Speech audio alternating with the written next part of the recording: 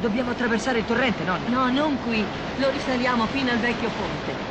Nonna, non ce la faremo. Dobbiamo farcela. E Gerti? Smettila con la tua stupida capra.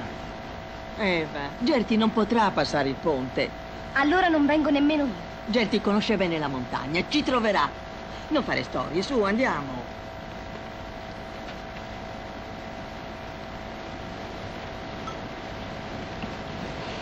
Lo so che sei furba, Gerti. Sono sicura che troverai la strada e ci raggiungerai.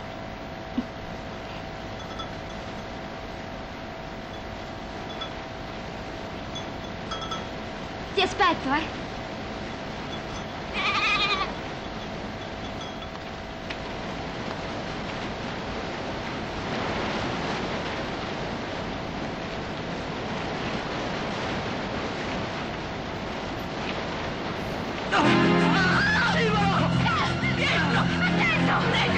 Leggiti fuori!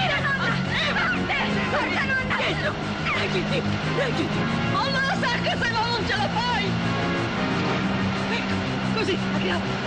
Piano! Piano! Leggilo! Leggilo, Sì.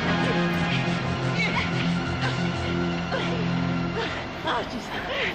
Ci sei!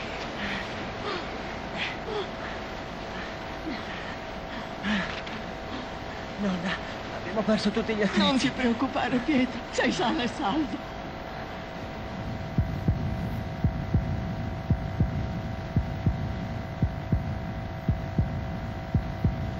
Dobbiamo stare molto attenti. È il punto più difficile. E questo vecchio ponte è l'unico passaggio per la valle. Vado avanti io, nonna.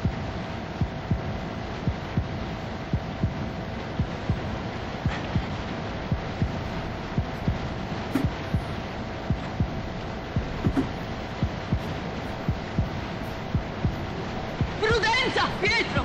È pericoloso!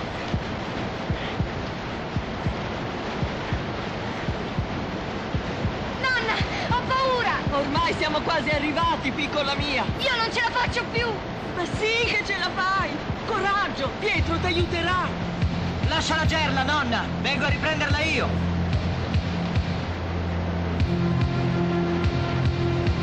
Dai, nonna.